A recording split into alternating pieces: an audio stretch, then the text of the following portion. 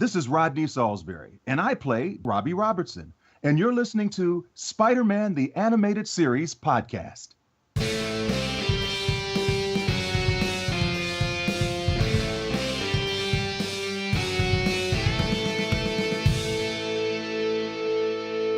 Hello webheads, and welcome to another edition of Spider-Man the Animated Series podcast. I'm your host Alex Robson, and with me as always is my co-host, Marvel artist, my brother, and all-around friendly neighborhood guy. Say hello, Will Robson. Hello everybody. How are you today, buddy? I'm very tired because last night I was kept up with people digging up manholes outside my house at 11:30 at night, and I had no idea what was going on. I even called the police like an old woman, just to complain about a noise complaint. And on the other end of the phone, they said there's nothing we can do if they're out there. That must be important. And I said, well, what's going to be this bloody important this time at night? So I got all upset. So I went outside to have a fag, and when I lit my lighter, it went whoo, like it shot a big flame, and I was like, oh, I think there might be a gas leak. So they were working in an emergency, and you were annoyed because they were there too late, even though if they weren't there, your whole house could have blown up. Yeah, but I wouldn't have had that fag otherwise, so imagine if that fag blew me up. It would have been their fault for upsetting me. and another episode where we have an in memoriam for you. Yeah, definitely. So I've been exhausted today. I'm on a tight deadline for the first issue of this Image project. Besides that, I just got offered a 4-page mini in a Marvel annual book. I can't say what character. I know this is very exciting news for people, but as long as people know I'm actually working, then that's fine, I guess. No, I love hearing about this stuff. Go ahead. Well, like I said, I can't say what the character is, because it's all non-disclosure. But I'm doing 4 pages in some sort of annual book that gets released with one of Marvel's characters that will appear in the next Avengers film. That's all I'll say. Oh, in Infinity Wars, no big deal. Yeah, in both of them, this character will appear. So there you go. Oh, that's all you get then. That's cool. I saw the new Ant-Man trailer today. Did you? Oh yes, I did see that. I thought it looked pretty good. I wasn't super excited about it. One thing I thought was, when he shrinks the building down, which is cool and all, and he turns it into a suitcase, he tilts it on its side. So all of people's desks, pots and plants, coffee mugs, like all of that stuff, I just pictured this chaos of all these cupboards opening with all these dishes and all these files that have been stored away being all knocked over. And when he blows the building back up, he's like, oh, I did not think about that. That is a really good point, actually. I didn't think about that either, but that is totally true. It would be an absolute shithole. I also thought way too much about this, where I was like, well, would everything have like some sort of magnet where it's locked down to the table and it goes into that mode, or is it freezing? And I was like, why am I overthinking this? And I didn't watch half the trailer because all I was thinking about was the science behind that bloody building. Well, besides that little fact, which does put a hole in that whole thing, I really enjoyed the trailer. I thought it was really good. I thought it showed enough, but not too much. I was a bit worried where I was thinking, God, are they showing all the comedy beats? But I'm happy that they didn't reveal the plot, really. The only thing that I could tell was Ant-Man after Civil War was imprisoned, and then due to that, once he escaped or whatever happens to him, he obviously then embroils Hank Pym and his daughter into the whole mess, which is why they're all on the run. All I got from that is Lawrence Fishburne's the bad guy, and I was like, I'm in. Like, whatever the plot is. Because I only watch teaser trailers. I don't like watching full trailers, so I saw Lawrence Fishburne for a matter of like 2 seconds, and he looks kind of like a bad guy in it, because he gave like a bit of a snarl. But of course I'll go see it. It's a Marvel film. Though I will say, the one Marvel film I have not seen in the theaters, out of all of them, has been all Thor films. And I really want to see Thor Ragnarok. I'm just waiting for it to come out. I was really busy on a deadline, but I haven't seen a single Thor film in the movie theater. Well, you didn't miss much with the first two, but the third one was really good. I know. I've heard nothing but good things about it. I'm just waiting for it to... I can't wait till it pops up on Now TV or something like that. I'll be like, oh, I know what I'm doing tonight. Well, yeah, you've got that to look forward to. Ant-Man, as we were saying. Look forward to. Oh, man, you are beating me on the puns these days. It's because my puns are actually good. All right. Yeah, so we've got all of that. We've got Black Panther coming in 2 weeks.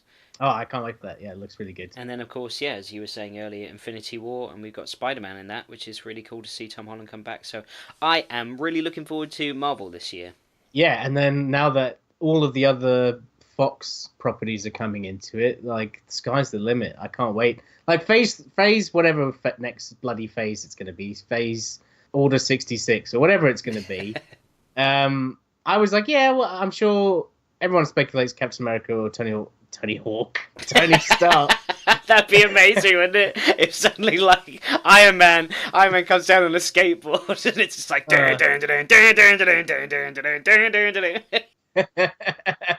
But everyone speculates one of them's going to die or they're going to leave the franchise because they're getting old or whatever.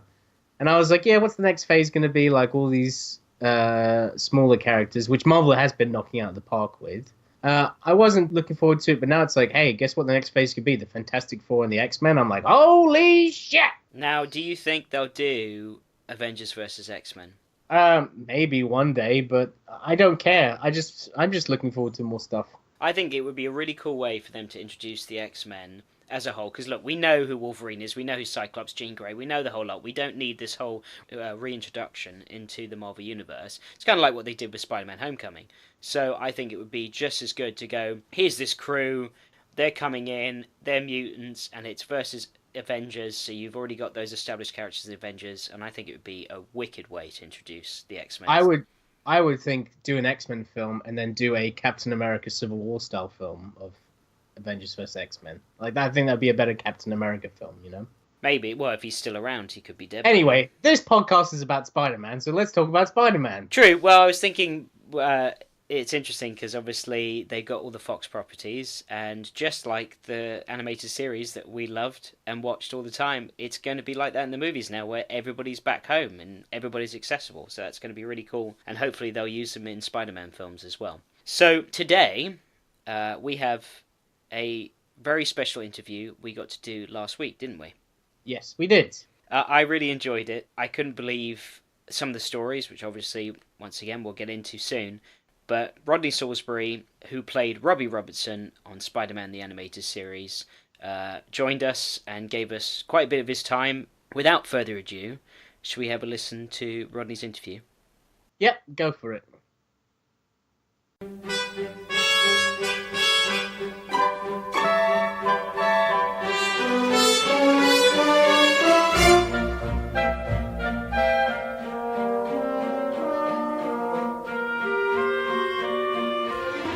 Hello webheads, and welcome to the interview segment of Spider-Man the Animated Series podcast. We are very excited and pleased to welcome our first guest to the show.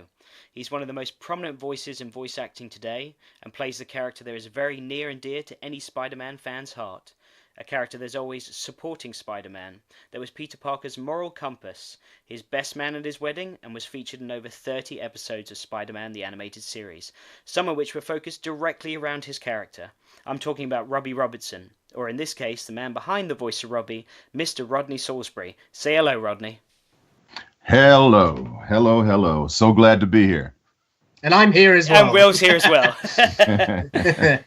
How are you today, sir? I'm fine. We have a beautiful sunny day in California, and I'm sitting here in my office. I got up this morning excited about this interview and went and did my normal workout at the gym and had my coffee and did a few voiceovers. You know, it's funny because I had a session, oh God, what time was that? At around 9. Actually, the client was in London, and so really? So I'm getting some more accents from you guys now. I had to listen to accents this morning. What was I doing? Cool. Something for Peter Vardy. Peter Vardy. It's a car dealership, and I play a MC Hammer kind of character, you know. And so that's what I just got finished doing, and now I'm talking to you guys. So you do this all from home, then? I do. I used to awesome. work on a thing called an ISDN line, and you would hear me just as if I were right with you. That's the quality. That's the high digital frequencies that you get. But I don't use ISDN anymore. It became quite expensive because they're trying to not use it, AT&T. And so this was a phone patch. And in the phone patch, I just have my cell phone near me as I'm talking, and I'm recording the session, and then I upload it to them, and they get it and go on and put it out there. Well, that's the same as me. I mean, people don't work in an office to draw for Marvel Comics anymore. I work from home, and I just lay on the sofa with my dog, draw a comic, and send it off out on the internet, and then it's out there in the world. So yeah, it's great to work from home. I can definitely relate to that. Yes, it is. No doubt about it. Meanwhile, I work in an office, so I hate you both. So thank you for coming on the show, Rodney. It really is a pleasure to have you. Very exciting. I was just watching some of your episodes from the show today and getting geared up. So what we do with our guests is we ask a few quick questions based around Spider-Man that I'll ask you first, and then we'll get on to just general questions asking about you and career and what's coming up next, etc. Sound good? That sounds great. Awesome. So question number 1 is, who is your favorite Spider-Man villain and why? My favorite Spider-Man villain. Wow, we had a lot of good ones. We had a lot of great actors that came on that show every week with us. But I would have to say that the person that stood out the most for me was Roscoe Lee Browne. Oh, yeah. And Roscoe played the role of Kingpin. He did indeed. He yes, was the did. Kingpin. He's my personal favorite character on the show. Oh, really? Really? Yeah. Yeah. He was a pleasure to work with, of course. He's a legend. And what was so nice, too, is we would do scenes and have a great time recording. And then if I were like out, one night I was out having dinner with my family, and Roscoe Lee Browne, in fact, the restaurant was a place that Denzel Washington used to own. And it was really nice. And over to my table came Roscoe Lee Browne with that wonderful voice, and he said hello. And my family got really excited because they were all big fans. He doesn't look like the Kingpin, does he? No. But you know what? There are some things that are similar, and we do that. And in fact, I'm sure that these things are based on how a particular actor looks. And so, he had, he looked a little bit like the Kingpin, no doubt about it. Well, he was certainly a legend, and every time he's on screen and we watch that show, he just commands your attention. He was incredible. A very good choice indeed. So our next question is, who is your favorite Spider-Man ally and why? I think this is pretty easy for you to answer, but still, nonetheless. No doubt about it that it was Peter. No doubt about it. And that role was played by Christopher Barnes. And Christopher Daniel Barnes was a really nice guy, very intense actor. And we had a great time. The beauty of the cartoon at that time, animation, is that it was before the ISDN that I talked about earlier. It was before the cell phones. And you would have about, 8 to 10 mics set up in a studio. And we would all be there, 5 to 6 actors at a time. And it was just wonderful. And animation is still one of the few genres that still try to hold on to that. Okay. Hold on to the actors actually getting together in the studio. All right. So how often do you do that much anymore? Well, in terms of animation, no, I haven't been getting out as much as I used to. I also had a big video game run. I used to do a lot of that kind of stuff too. What voices were you in video games? Oh man, you'd have to go to my IMDb. It's immense. Oh, is it long? In fact, if I jumped over there, I could tell you. But again, you do these things and you forget about them. Yeah, but a lot of video games. But you would have to go to IMDb or look at my resume to see. I think I was scrolling for about 5 minutes on your IMDb. It was just endless. There you go. And the thing that's nice about that too is there's a lot of physicality in it. You've got the motion capture, which I was doing late in the game, where you actually put this outfit on. It's like scuba diving, and then it's got all of these things on it that lights hit, and then you're holding rifles and you're spinning around on the ground, and And so you got to really be in shape for those kinds of things. And not a job for me then. I think I'll stick to drawing comics. So, Rodney, moving on, just what, I know it's a hard question to answer in the sense, but if you could put your finger on it, what would you say was your favorite episode of the show? My favorite episode, and before I answer that, I'm over here on IMDb now, and that's what I was trying to think of because we were just talking about it last night. One of my students was telling me that she was watching a video game with her grandkids, as a matter of fact. G.I. Joe was one that I did. Okay. I played Heavy Duty, and as I recall, I had a bit of an accent. I don't remember what the accent was. But that was a big one. G.I. Joe, SOCOM.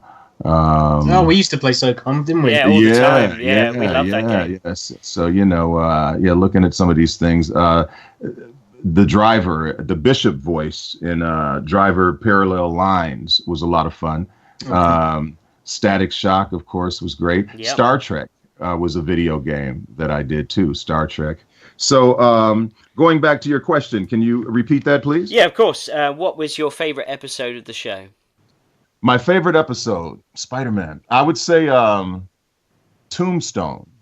Yes. Tombstone was quite exciting. Yeah, the episode where Tombstone and Robbie Robertson had a past where Robbie went one way and Tombstone turned to a life of crime, and then to get a revenge on Robbie for basically causing his imprisonment, he then recruited his son, played by Alfonso Ribeiro, to join his gang, and of course Robbie then tried to save his son from turning to a life of crime like Tombstone did. Yeah, great episode. Well, you really explained it well, too. And I had a great time working with Alfonso, and of course he went on to do The Fresh Prince. And I tell you, if I had known that he could sing It's Not Unusual by Tom Jones the way he did in The Fresh Prince, I would have had him doing it there while we were working. That would have been it. That would have made the episode. That would have made the episode. Yeah, no doubt about it. But yeah, I would say Tombstone was it. And whenever I watch that thing, it's amazing how you look at a basketball player, you look at a Kobe Bryant or Magic Johnson or Bird or any great basketball player when they first come in as a rookie. And then you look at the career as it goes. Kobe went like 20 years. And if you could look back on his rookie season, you would see this young person and you would hear a different voice. And when I listen to Robbie Robertson, I'm just amazed at the key that I'm in. Oh, really? You know what I'm saying? Listening to you now and then listening to you on the show, it's a huge difference. It's a huge difference. No doubt about it, I can still do that voice, but I'm just saying that the natural way that we speak, we mature. You know what I'm saying? Yes. And I would say that probably everybody on that show, because what are we talking? Is that over 20 years ago? Or? It's almost 25 years coming up. Yeah. Isn't that something? Yes. And I also remember too, and I had mentioned to you earlier before we came on air here, I asked you if you knew John Semper, who wrote and produced and directed the episodes. We often laugh about how high the director Tony would have me speak. He felt that was just the right voice, the right energy for Robbie Robertson, and that's what we did. I don't know. I like deep tone Robbie. I think it suits it better. Well, that's what you got now.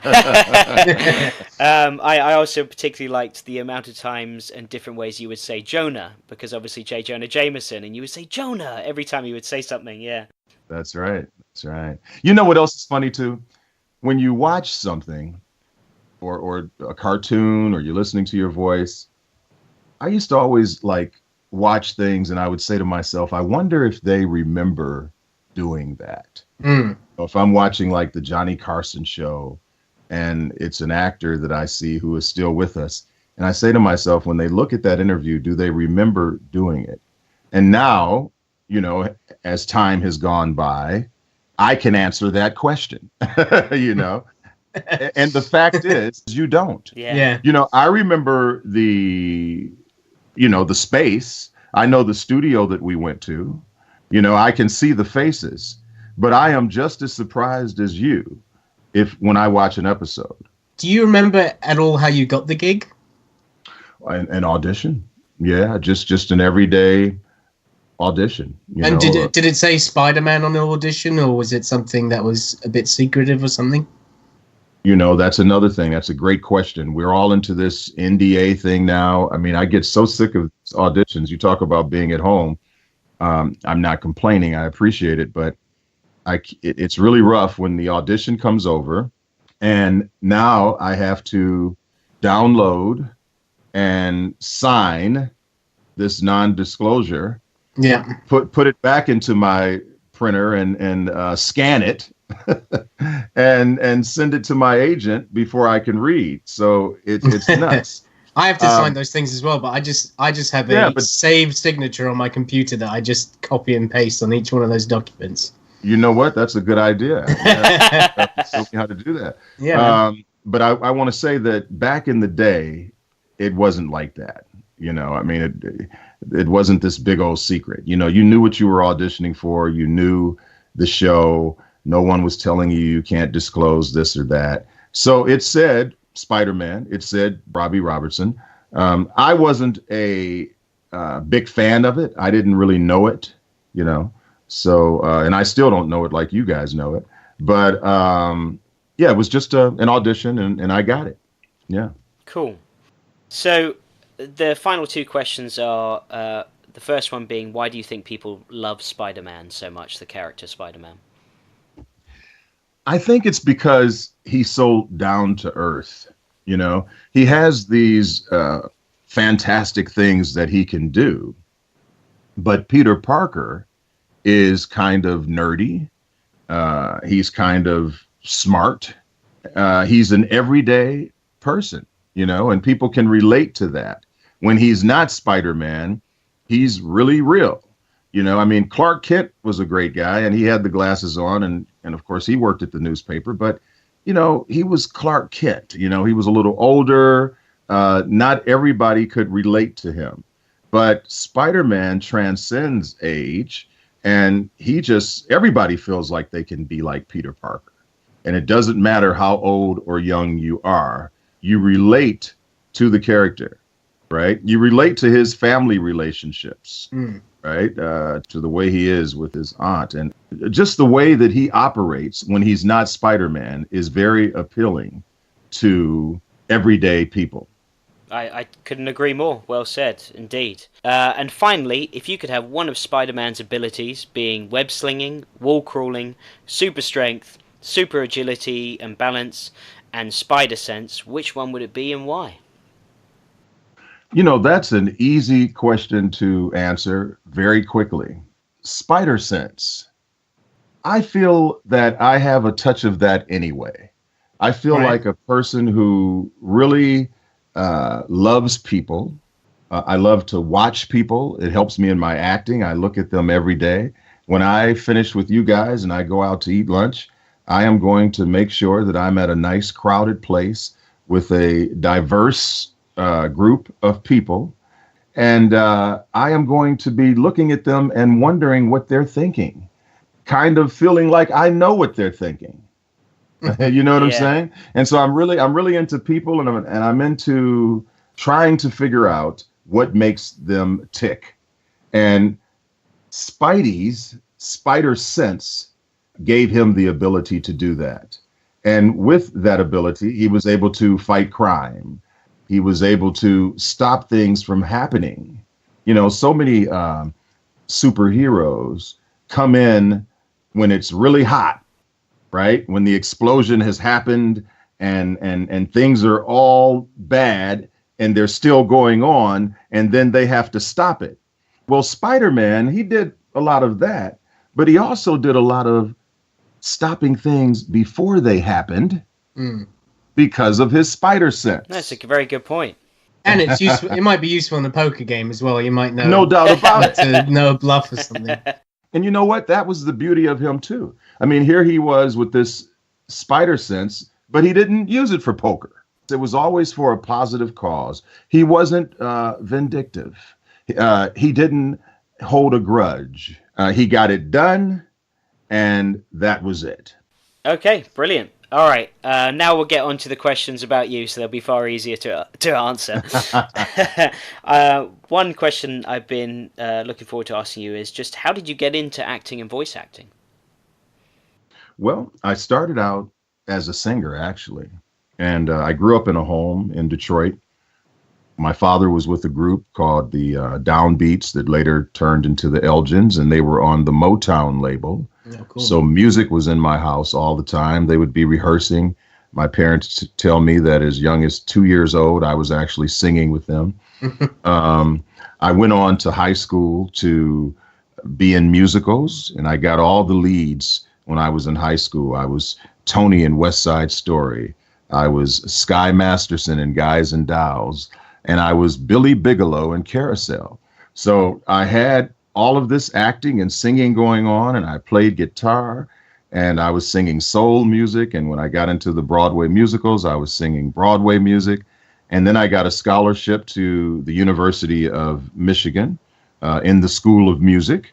And I ended up graduating from the School of Education because I didn't like the idea that as I was going through the School of Music and learning classical music and opera, they kept telling me that you don't mature as a vocalist for opera until you're in your 40s.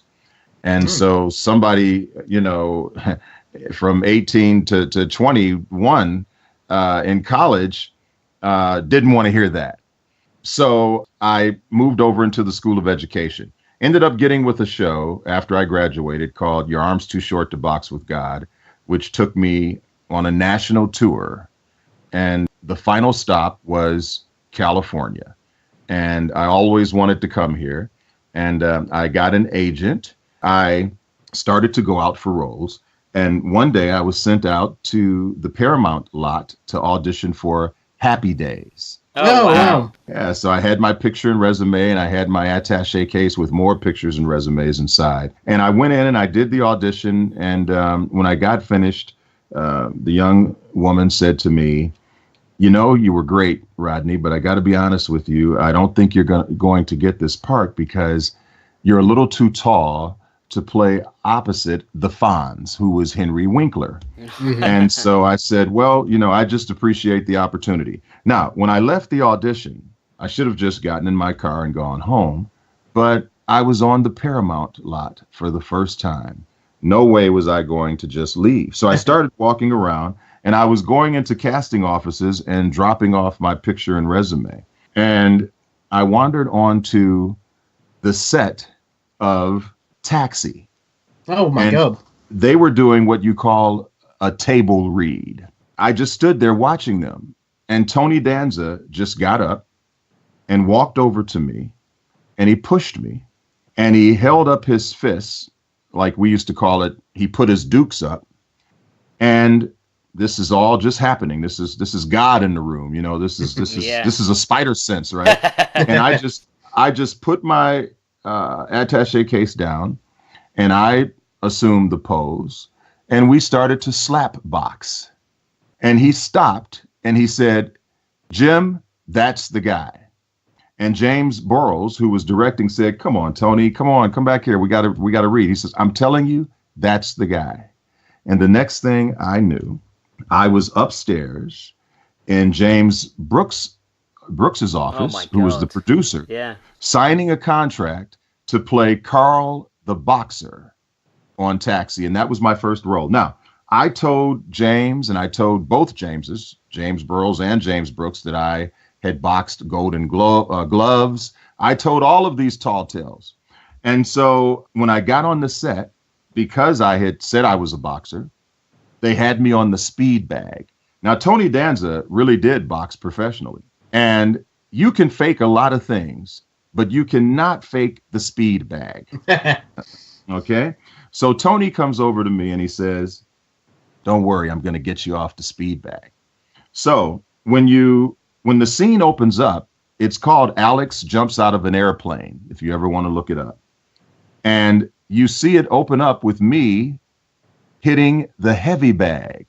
Who can't hit the heavy bag? Right, easy, yeah. And that's where the scene opens up. The storyline is this. Judd Hirsch wants to do all of these things that are impossible to do.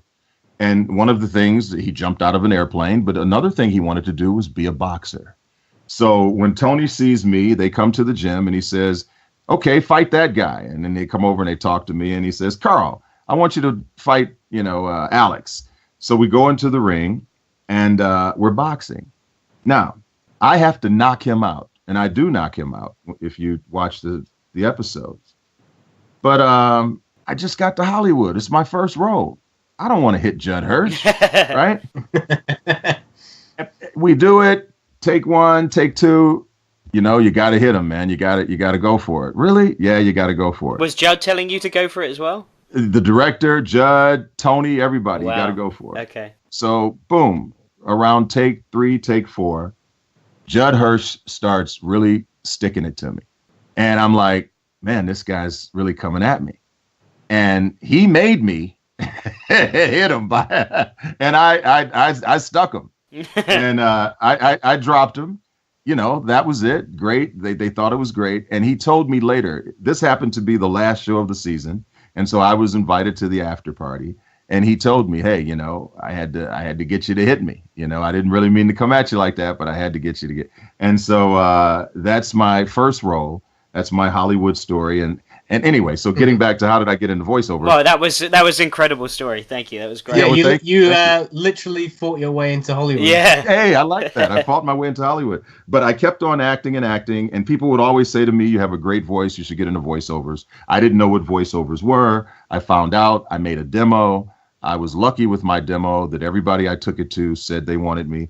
I ended up going with ICM. At the time, that was the biggest voiceover agency in Hollywood, and it changed my life. And I was so excited about the success that I was having that I wrote my first book, You Can Bank on Your Voice, talking about this wonderful career and how people should try to do it. The book was a big hit. People said that not only did they learn how to do voiceovers, but they were inspired by the positivity. I took that note and said, why don't I write a book that deals with being positive in the industry? So I came up with Step Up to the Mic. And then I got contributions from people like the late Don LaFontaine and Nancy Cartwright. And there's a section in the book that says how a positive attitude helped each of these people in their lives. And each one of them gave me a couple of paragraphs. Frank Welker, great people contributed to Step Up to the Mic, a positive way to succeed in voiceovers. Going along, people would always talk about my tongue twisters. Oh, I was listening to those on YouTube today. Yeah, there you go. Well, that YouTube thing, made everybody just really get into my tongue twisters. And I had a few in my first book. So I said, why don't I do a book that just deals totally with tongue twisters? Because when I do my seminars around the country or my workshops, people don't greet me. They don't come up to me, Will. They don't come up to me, Alex, and extend their hand and say, hello. They extend their hands and they say, why in the world would a well want water? When a well wants water, will a well run dry? Why in the world would a wet well want wet water? Will a wet well want wet water when a wet well runs dry? Or bippity bumpity rippity rumpity bippity bumpity boo. Right? That sounds like everyone I meet at Comic-Con. You know what I'm saying? There you go. So I decided to write this book, and this book is the biggest book yet, even bigger than You Can Bank on Your Voice. Just incredible sales every day. The paperback, the audiobook, and the ebook. So I encourage people to go out there and get that. And not only does it do the normal tongue twisters that we know as tongue twisters, but I have tongue twisters and vocal warm-ups that are specific to genres. A promo tongue twister, a commercial tongue twister, narration tongue twister, trailer tongue twister. And so the book is a big hit. Well, that sounds fantastic for people aspiring to do the same profession as you.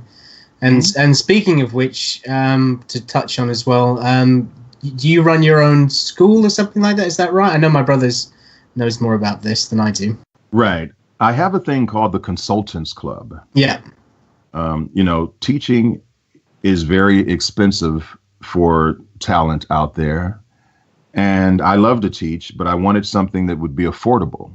So I came up with this subscription club where once a month, once you sign up, we work together. I send you a workbook that might be anywhere from 7 to 10 pages long. We might do promo, we might do commercial, we might do narration, and we work out. They hear me just like you're hearing me right now, except they have a workbook.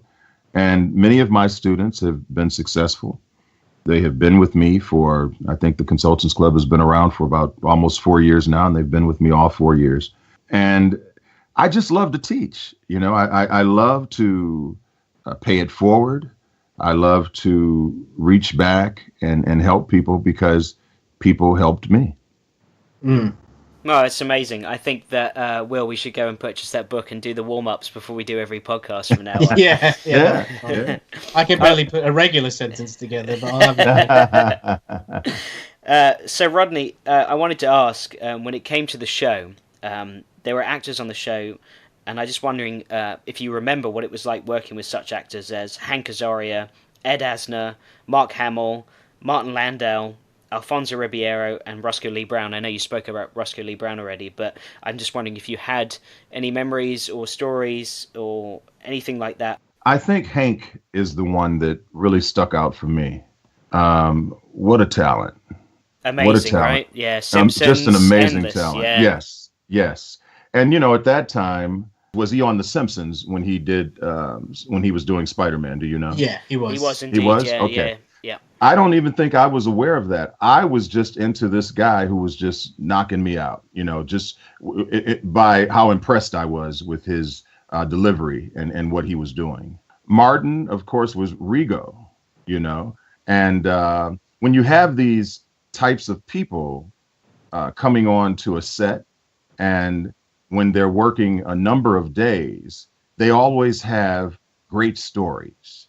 So that's what I remember about Landau. So not only was he a great actor, but he had so many things to tell us about his Hollywood experiences. You see what I'm saying? Because Right. we would be there for some time. Again, that's a different thing too, today than what it used to be. Now when I'm doing like I do a lot of voice replacements, like if somebody's got some profanity somewhere, I'll come in and turn the F word to friggin', so to speak, right? Okay. And like I do a lot of that for Sam Jackson, for instance. You'll see his Really? movies. You won't know that So you're hearing me. You're working very hard then. Yeah, no doubt about it. Especially on and- like something like Snakes on a Plane or something, which is every Oh other my word. God, I've done that. But back in the day, I keep saying, we were there for a while. Okay. So you really got to watch an actor work and then in the downtime. And in fact, the only thing that might be different is sometimes 1 or 2 actors would be in the room and everybody else would be in the lobby. But still, you were with everybody for some hours. Oh, that's what I was going to say. I mentioned the Sam thing, and I mentioned doing these voices because I just pop in. They just have me come in, and then they'll have a bunch of scenes that they want me to do. And let's say they're in an airport, and it's really loud, and Sam or Morgan Freeman, they didn't get it, right? Because it was so loud in the airport. And they can't get Sam or Morgan back, so I come in, right? And sweeten the track, so to speak. And that's the kind of thing where I'm just popping in just for that. But when we would do that animation, we were all together. And it was really nice. The Spider Family. Yeah, the Spider Family. Yeah. And Ed Asner, come on, man. Oh my God. Yeah. Unreal. I mean, he's amazing still to this day. And Yeah. He's had a phenomenal success with the Up movie, the Disney Pixar film. Obviously, that was a big role for him, and I know that everybody usually knows him for that. But Will and I know him as J. Jonah Jameson. That's how we know him. Yeah.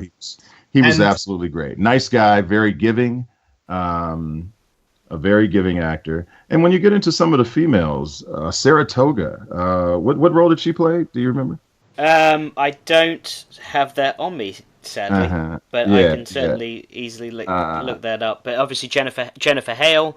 Jennifer Hale. Yeah. Great. Jennifer Hale was great. We just had a wonderful cast. a wonderful cast. Yeah, I mean Hank Azaria, as you were saying, I mean he's a legend in the industry as well, and his Eddie Brock and Venom, especially his exaggerated Queen's accent, it always makes us laugh. It was just so funny. Did you ever meet Stan Lee? Obviously, he was an executive producer. I'm wondering if you ever met Stan Lee. Yes, I did. Yeah, I was actually in his office. I did an interview from his office about Spider-Man, and got a chance to see all the great characters around his office, and a nice guy, very nice guy.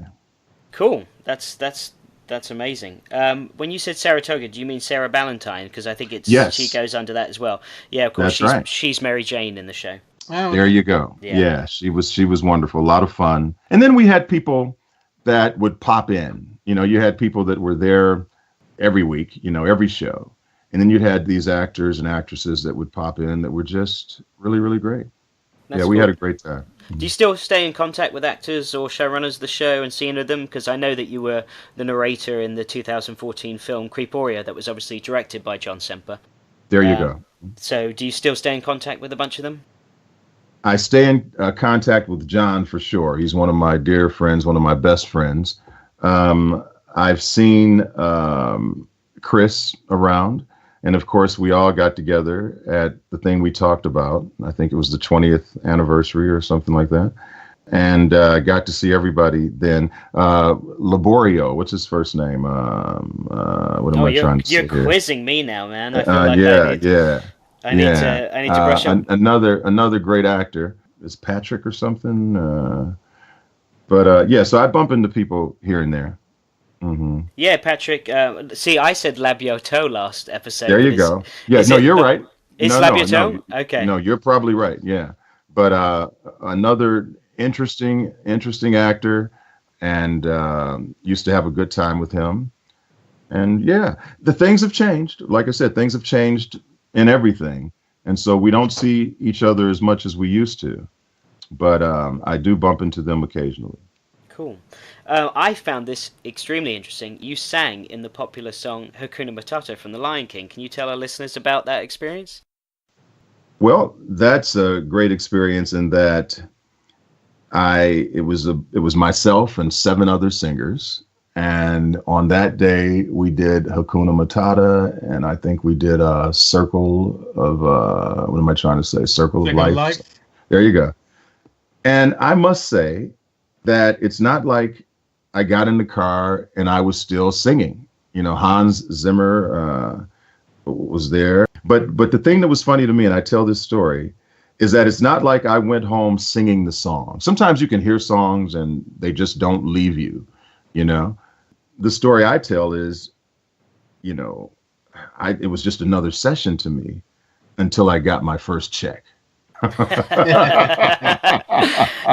That's very similar to my business. I draw tons of books, and you never know which one's going to be the one that sticks in people's minds. Exactly. Until you get the check. Exactly. Yeah. Every time you get a check, do you sing it now? I'm sure you do. I do, and you still get checks. Yeah, I'm sure. Gonna get checks for the rest of my days. There you go. Hey, that's good. You should have been with us, man. But no, it was a great experience. I think at that time I did another musical too, and I was doing a lot of that kind of thing, just going on stages in Hollywood and singing with groups of people, because that was the big thing back then, Well, what a great career, mate. That's just really awesome stuff. Mm-hmm. I'm very jealous. Yeah, I am too. It is some of the names you were saying during this interview were just jaw-dropping names. It's amazing. Right. No, I've had the pleasure of working with some great people. And I'm not done. I've definitely slowed down, but I'm sure that things could start up again at any time. It's just a matter of me wanting to do it. That's the beauty too of this career. I just had a great career, and made some great money, and saved my money and invested my money. And you can get to a point, if you do those kinds of things, and I try to tell young people, where you can do what you want to do because you did it right when it was coming in like that. Yeah. You see what I'm saying? And so that's what happened to me. So, I mean, I do what I want to do. And I just thank God for being successful, you know? Well, I hope that there's people out there listening to that right now that feel the same way and take that advice, because that's solid advice for sure. Yeah, you got to put it away. You got to invest it.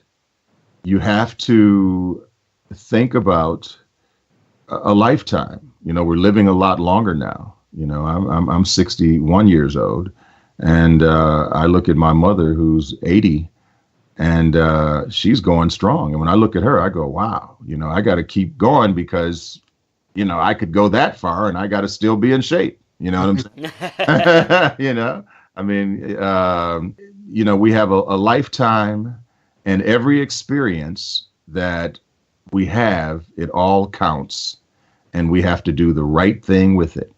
And everything, it's accumulation. You know, you're accumulating money, wisdom. You know, you're being smart. And if you do that, you will be successful. And always try to get into things too. Being an actor and getting residuals, being a singer and writer of music and getting royalties, being a writer of books and getting royalties, or an artist of books and getting royalties. An artist of, there you go. You see what I'm saying? And so if you think about my consultants club, it's a subscription club. So anything that I do, I'm always trying to make a scenario that says, even when I'm sitting here talking to you guys, money is being made. I am always generating income.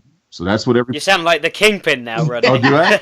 You know, but that's what everybody has to do. That's the way you have to think. You know what I'm saying? Yeah, for sure. You have to. Yeah. I'm only accumulating lager right now. I don't think that's making me any money.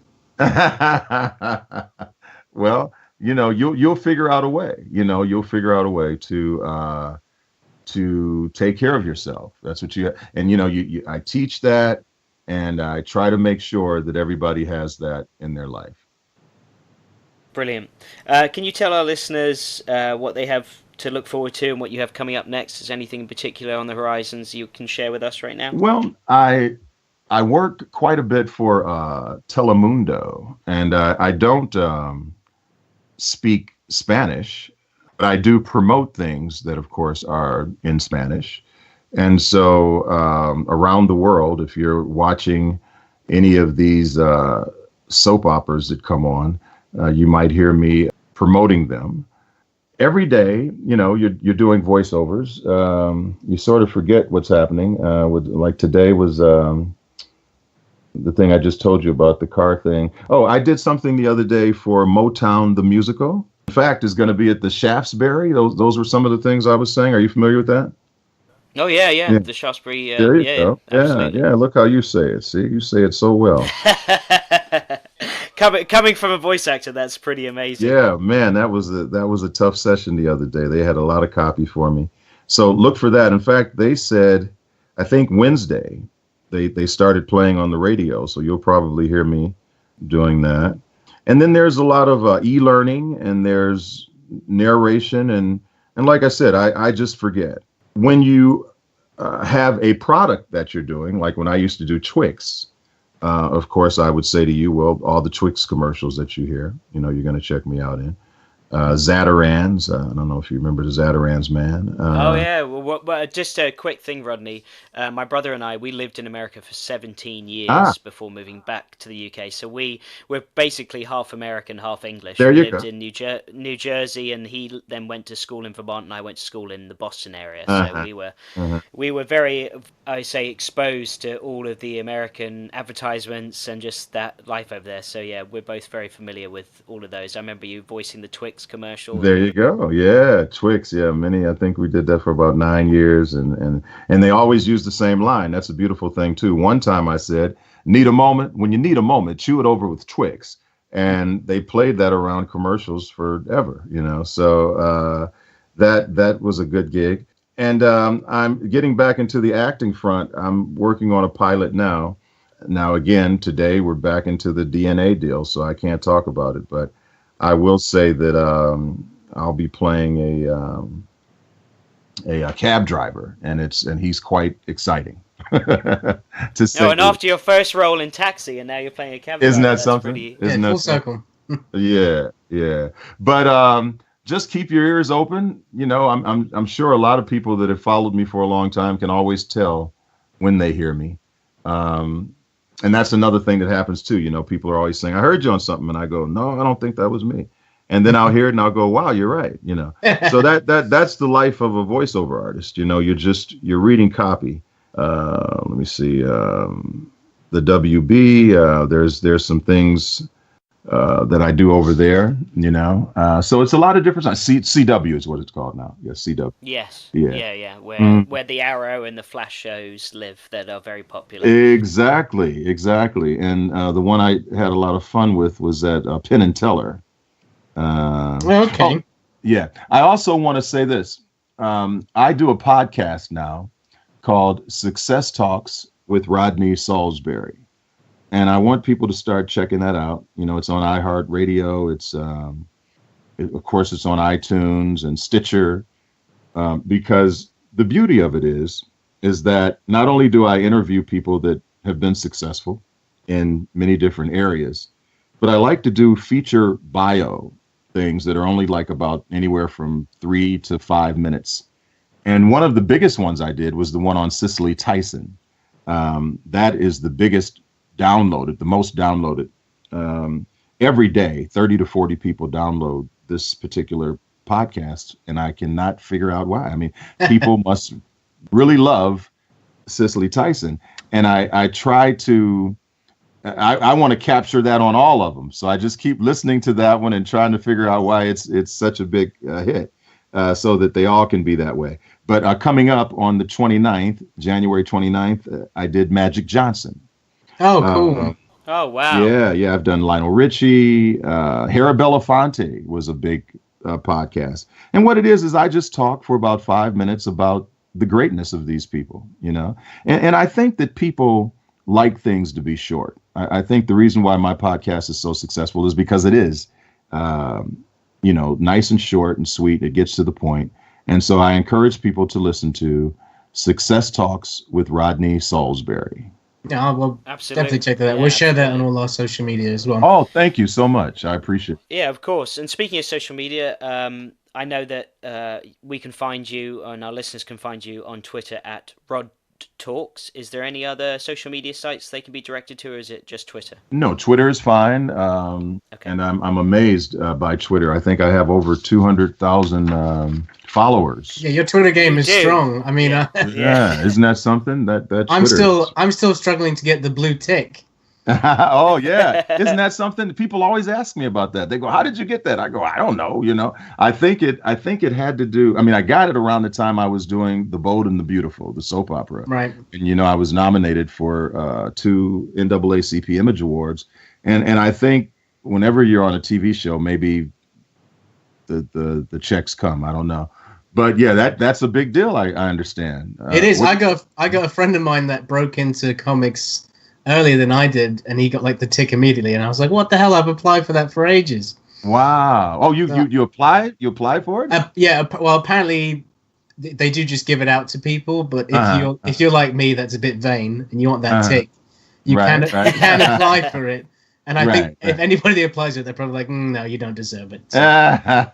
Well, but anyway, so at Rod Talks also on Instagram, and that's RODTALKS, Rod Talks. And then the same thing on Facebook, and it's probably the same thing on LinkedIn. Oh wow, you're on all the channels. Look at you. LinkedIn, and I want to learn about Snapchat and all that kind of stuff. You know, you should do Twitch. I think that would be good for your talks. What is Twitch? Twitch is a very popular streaming service now. So like a live stream, you can either do voice or video, but it's really growing and becoming quite popular.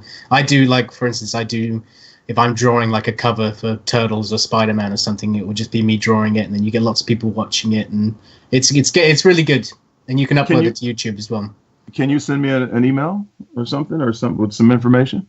Yeah, Yeah, on Twitch. Yeah, I'd love to do it. Yeah, I believe in social media. It's a big deal, and it's a powerful platform, and no doubt about it. Now, where can I hear this? I can definitely share that with you, but you can find us on Twitter and Facebook at it's STAS Podcast, which stands for Spider-Man the Animated Series Podcast.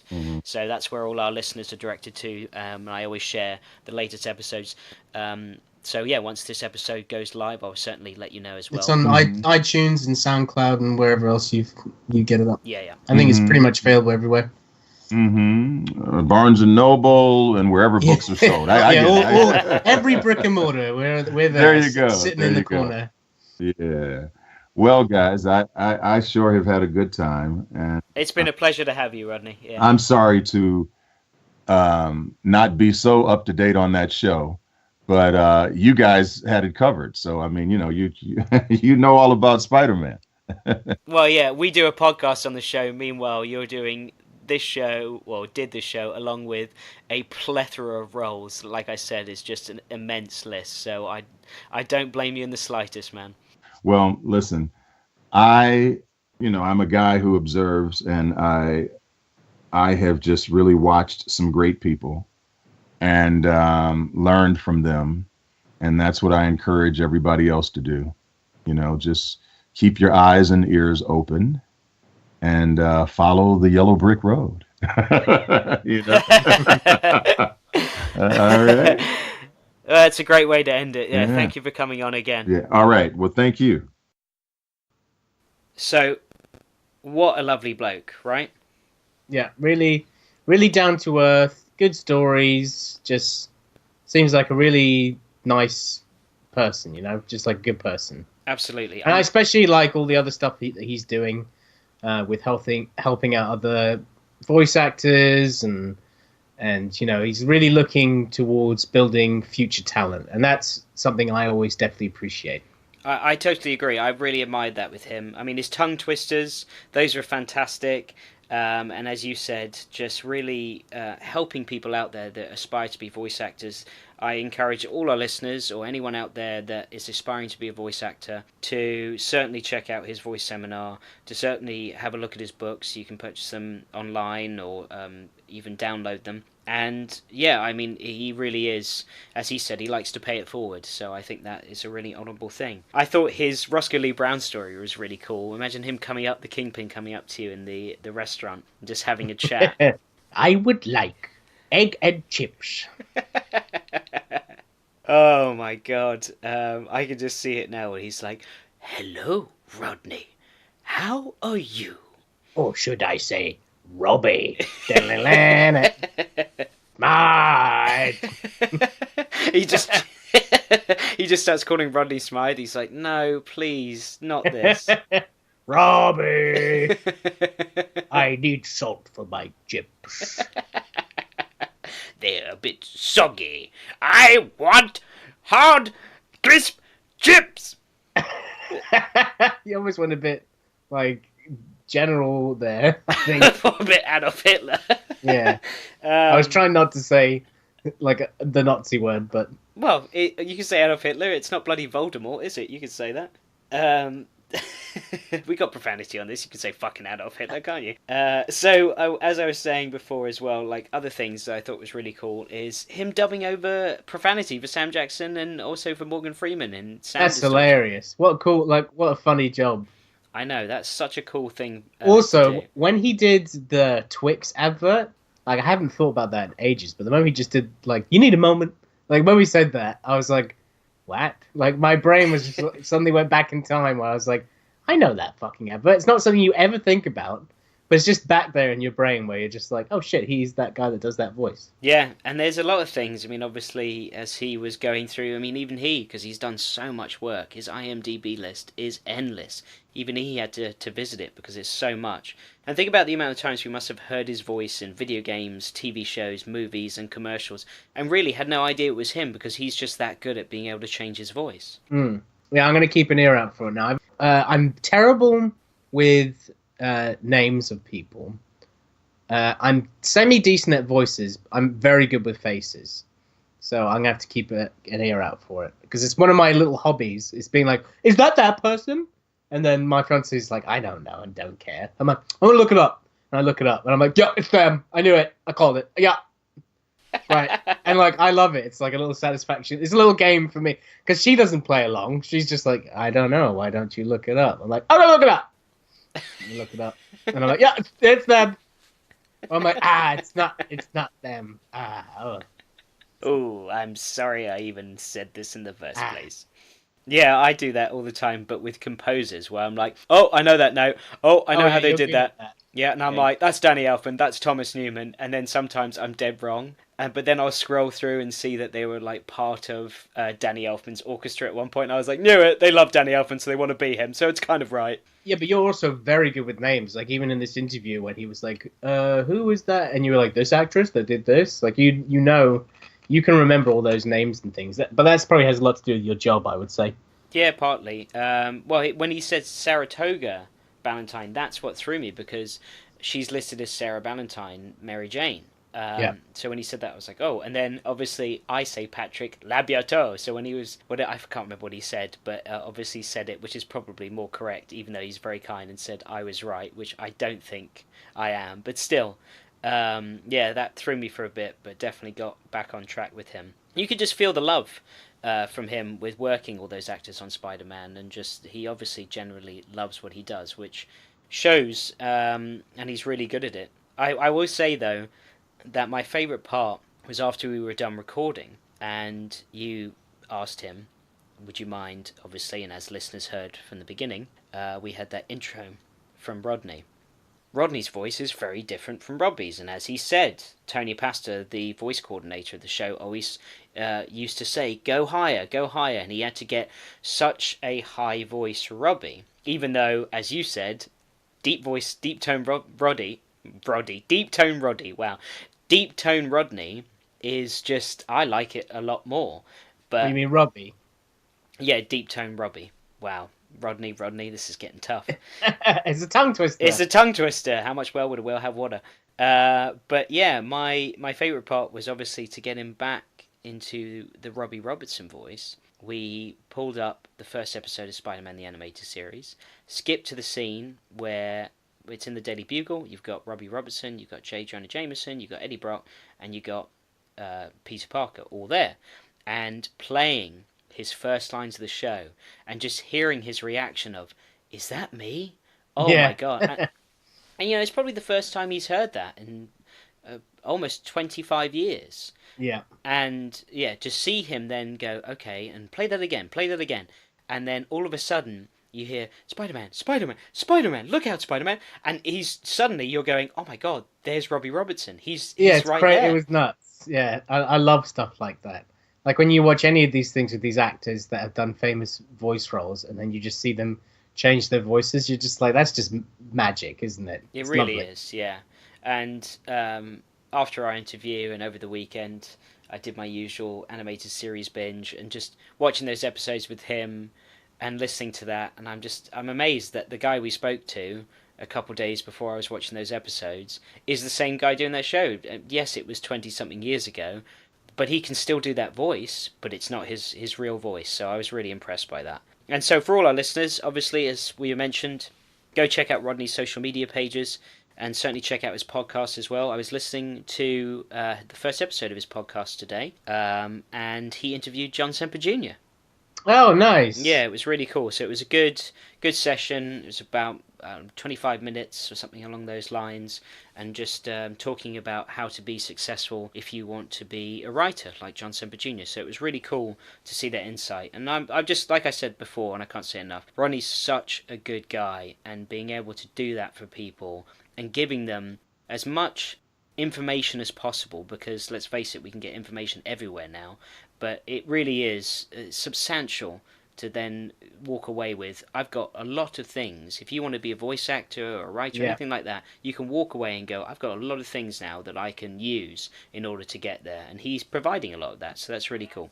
When I was trying to break in, I would dig for information from Jim Lee, Greg Poole, all these people, and anytime they'd share wisdom, it would be fantastic. And Jim Lee does a lot, like on YouTube and stuff like that, where he talks about how to draw stuff and all this great stuff. And that's why I have my YouTube as well, where I teach people like how to draw certain things, and I do all the chats and stuff, because I'm definitely all for spreading the information. I have no problem trying to help people get them. Yeah, you pay it forward, as Rodney was saying, which was very admirable. Yeah, definitely.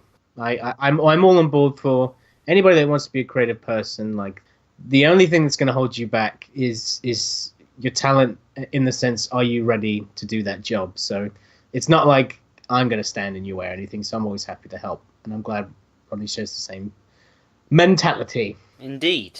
And speaking of social media and sharing, I have to say this because we're certainly trying to grow, and the more we grow, the more guests we'll be able to get on.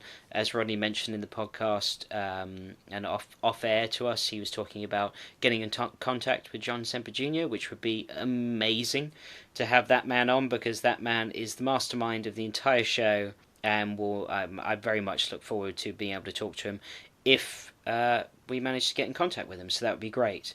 But in the meantime, if you enjoy this podcast, please be sure to rate, comment, and subscribe to us on iTunes, as it helps us wall crawl up the charts and attract more listeners. You can also find us on SoundCloud if you're not an iTunes user.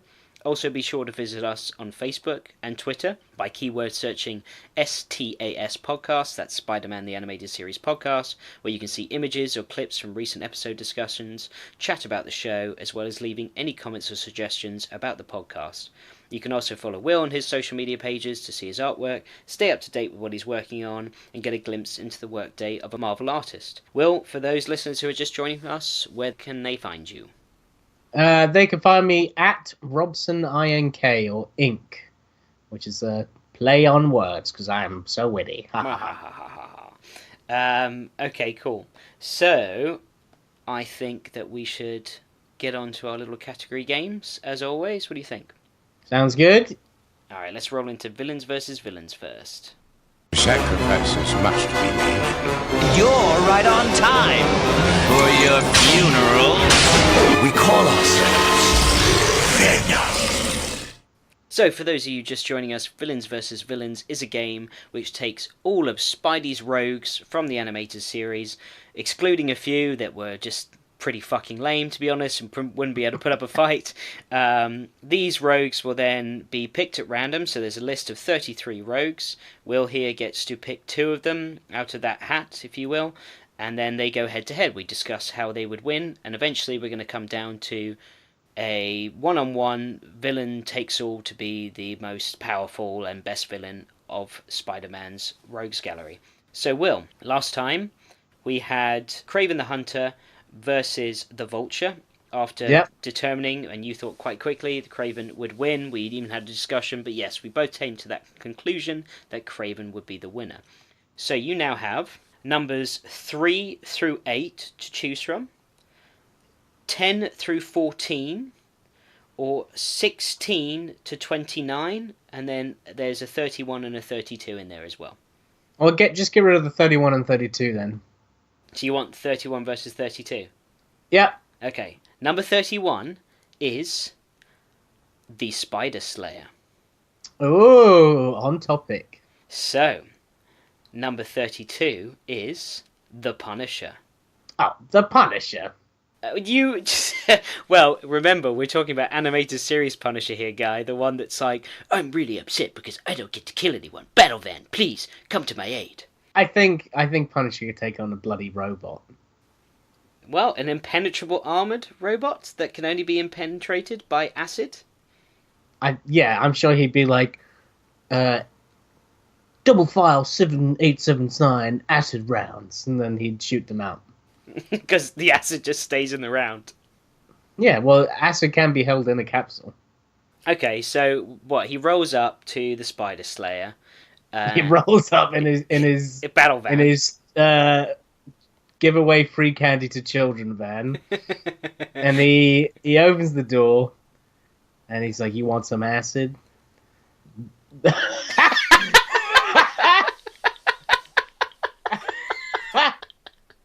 Metal melting acid, and then he shoots a round off like Judge Dredd, And he turns around as the Spider Slayer melts. And also, you know why he'd be able to defeat the Spider Slayer? Because the Spider Slayer's number one objective is to kill Spider-Man.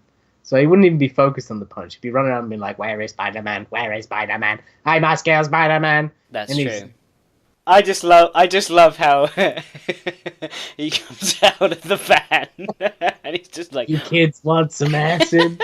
And then just like heavy metal music plays as he starts firing And acid. then Jameson pops out and goes, "It's not free candy." All right, so Punisher, you think, would take down the Black Widow? Oh, Spider come on. We're Slayer? not knocking bloody Punisher out of this to the Spider Slayer. No, There's I no suppose we're not. Yeah. Okay. Goodbye, Spider Slayer. Ringing the bell. If it comes down to Kraven versus Punisher at one point, that's going to be a tough decision. That is a tough decision. I mean, hell, in the show, they were match for match because obviously both of them are chasing the Man Spider, and they're both like competing, and they are so evenly matched. Yeah, that is going to be an epic fight if that's how it comes down. And I will tell you that Punisher is also on the Amazing Friends fight list because, of course, he becomes an ally. Yeah. So, speaking of which, let's get into the Amazing Friends fight round. The name's Daredevil. I punish those who prey on the innocent. Meet the new champion of the Allied Forces, Captain America. What I smell is trouble. Okay, so same exact premise as Villains vs. Villains, but we're taking Spider-Man's allies from the show. Last time we had Blade the Vampire Slayer versus Jubilee, and Blade took the round. So, you have choice number 2 to 21 to pick.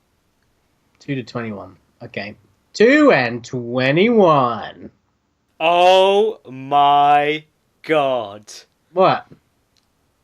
I can't believe this. I'm actually really excited to talk about this one. Okay. Number 2 is The Black Cat. Ooh, okay. Number 21 is Captain America. Oh, why? Super Soldier Serum versus Super Soldier Serum. Now, 2 things, and I just watched all these episodes, so I'm really up to date. Black Cat has the ability to turn her powers on and off when she pleases. She doesn't lose them. She also has enhanced reflexes more than Captain America, and she's stealthier than Captain America because her father, who memorized the serum, perfected it when giving it to his daughter, Felicia Hardy. So, technically, I'm not saying she's better than Captain America, but according to her father, the serum has been perfected for Felicia. Okay. And on the other side, we have a trained war veteran in military combat strategy and tactics. But he also has the bonus weapon of a shield. Yeah. That he can chuck back to himself, breaking the laws of physics. And he's also Captain America, who's one of my favorites. The Black Cat just came back for this. She just got put in a bad bunch. That's what I think. Okay, well, let's talk She about definitely this. deserves to go up a couple of rounds. But Captain America would win. And he would win in a way where he'd be like, "I'm not going to fight you, Felicia. Because I'm the best." Yeah, he would, but then would she use that to her advantage? Yeah, but in the end, he'd win. It's Captain America. Yeah, guys. especially with the shield. I mean, that's the added bonus there because she's got Yep. she's got claws, but she ain't getting anywhere near him with that. And even shield. with claws, can she break through? Do super soldiers have like a bit of impenetrable skin? I guess they don't because Captain America gets shot by crossbones and dies. Yeah, exactly. No, but he's got the shield, which would completely protect him. The shield is a whole new level. And like I said, like she's very tough. She has the super soldier ability, but she's not a trained combatant soldier, you know? At the end of the day, he is a force to be reckoned with. All right, I'm begrudgingly ringing the bell. Captain America wins. I'm very sorry to Black Cat. Like, that is awful. She got 2 very bad rounds, because I'm sure there's plenty of people on the list that she would absolutely destroy. I know she would, and she is a big contender on. That's why I brought her back, because I was like, she's definitely an ally as well. Thinking, oh yeah, she's gonna make it pretty far, but unfortunately, no such luck. She would definitely beat Catwoman. That's for sure. Oh, absolutely, no question. There's a load of people on here that she'd end up beating. I mean, you've got half the bloody X-Men she'd be able to beat. You've got some, well, we're not going to talk about that because then we'd end up debating another thing if I start saying other names. So, yeah, unfortunately, Black Cat was dealt 2 bad cards, and yeah, that's the end of that. All right, well, after all that, it's still good to go into our Daily Bugle fact of the day. Now let's see who's under that mask. I'm shocked and you're gonna beat. I guess it really does pay to practice shoddy journalism. Keep it up, JJ. I have waited for this for some time. I'm sorry, that Kingpin cracked me up. I've been waiting for this for some time. That's like me when I order a Papa John's.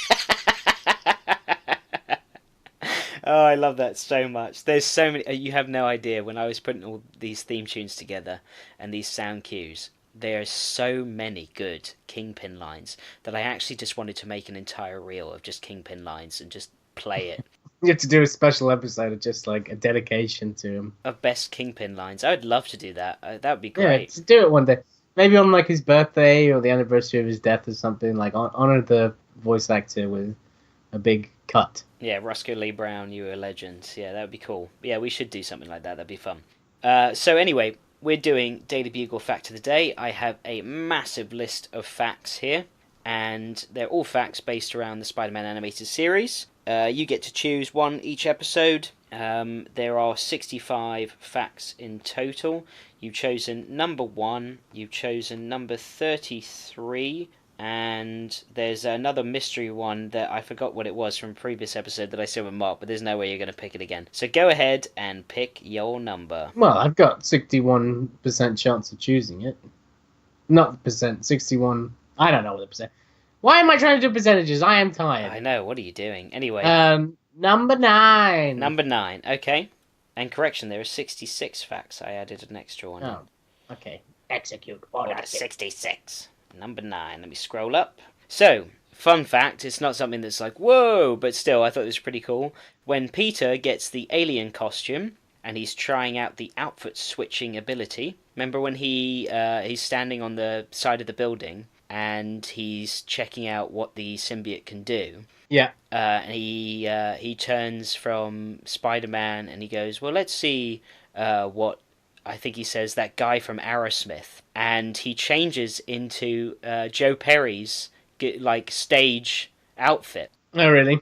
Yeah, and of course Joe Perry doing the theme tune for the music for the intro, and it even has like a little guitar riff where it's like diddly-dee, diddly-doo, and it just is a little Joe Perry, which is riff. probably played by Joe Perry.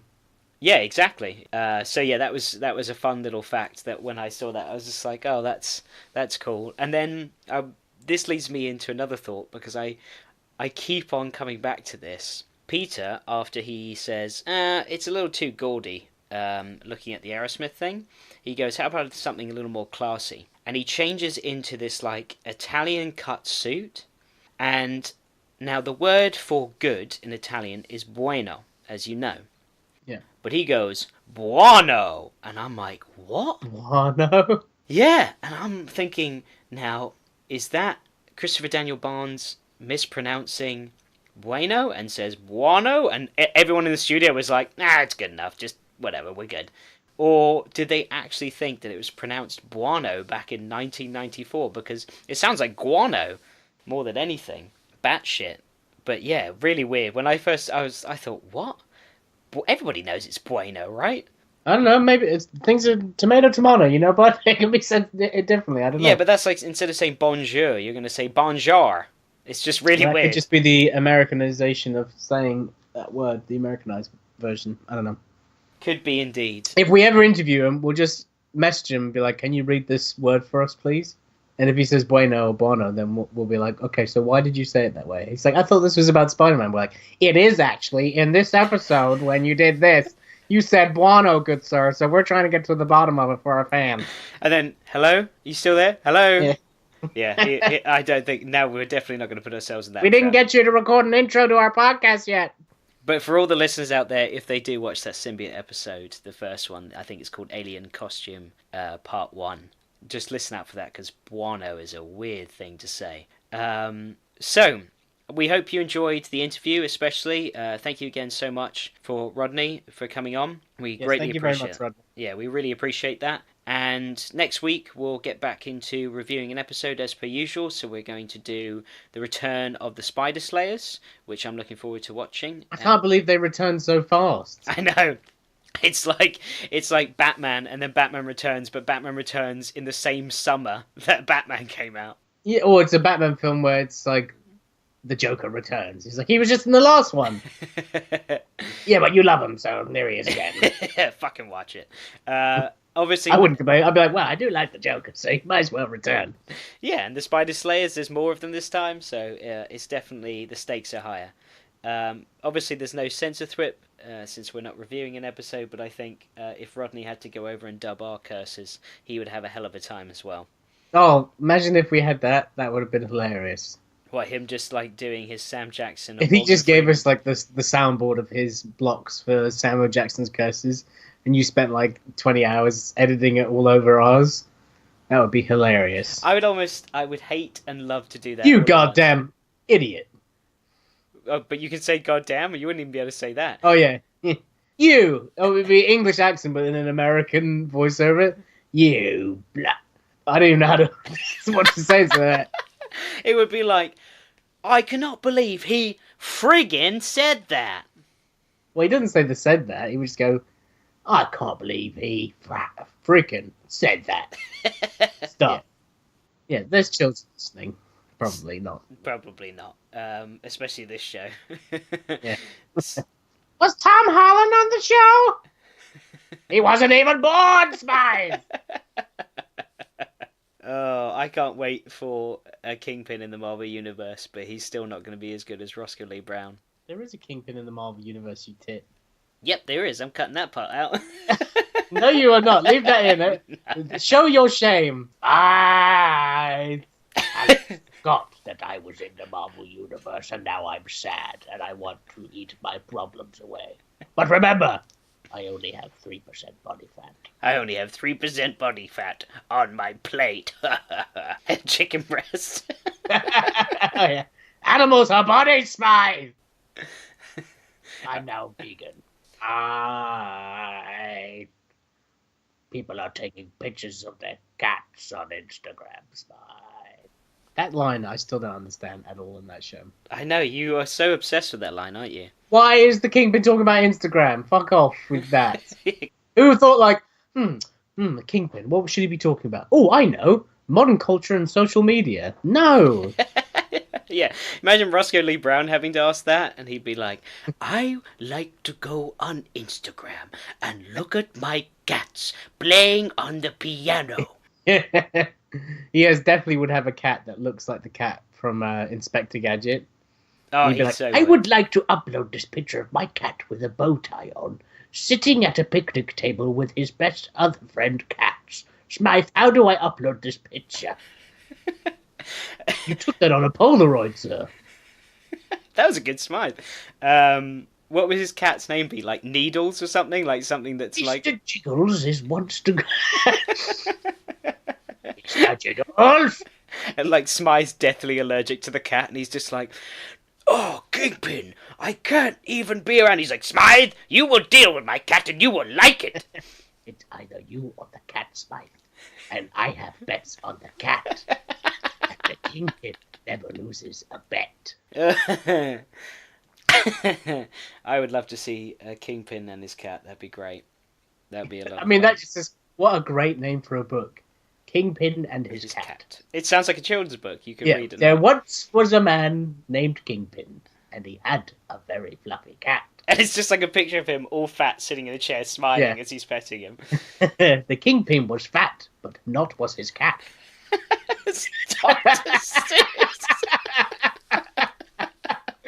And Smythe could only ride on surfaces that are flat.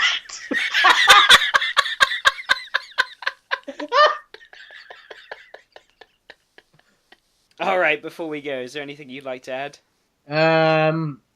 No.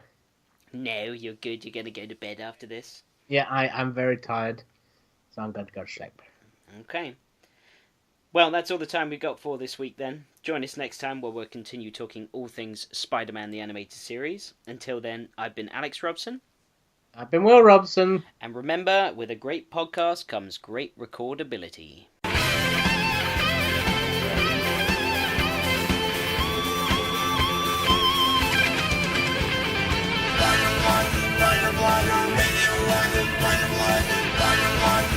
Spider-Man,